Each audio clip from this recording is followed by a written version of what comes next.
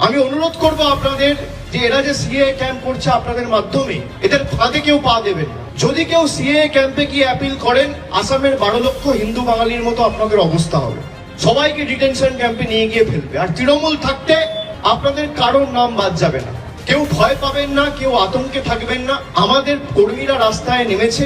আগামী কাল থেকে বিএলএ-2রা বাড়ি বাড়ি যাবে। প্রত্যেকটা অঞ্চলে, প্রত্যেকটা ওয়ার্ডে একটা করে অ্যাসিস্ট করার জন্য হেল্প ডেস্ক তৈরি করা হচ্ছে, ক্যাম্প তৈরি করা হচ্ছে, এবং প্রত্যেকটা বিধানসভায় সুনির্দিষ্ট ওয়ার্ড রুমের ব্যবস্থা থাকবে। বিএলএদের কি কাজ করা উচিত বিএলওরা নিজেরা সবাই ভালো করে জানে। কিন্তু বিজেপি যে আতঙ্কের পরিবেশ তৈরি করছে, বিশেষ করে বিজেপির কিছু নেতা, তারা হুমকি দিচ্ছে যে বিএলওদের অ্যারেস্ট করা হবে। ক্লোজ অ্যাসোসিয়েট, তারা বিজেপির কথায় অঙ্গুলি হেলনে চলে। তা না হলে আমরা যেই তথ্যগুলো দিচ্ছি তার কোনো সদুত্তর নেই, আমরা যে কমপ্লেনগুলো করছি তার বিরুদ্ধে কোনো ব্যবস্থা নেই। আর এসআইআর ঘোষণা হওয়ার পর বিজেপি নেতারা বলে দিচ্ছে এত নাম বাদ যাবে, এত বিএলওকে অ্যারেস্ট করা হবে।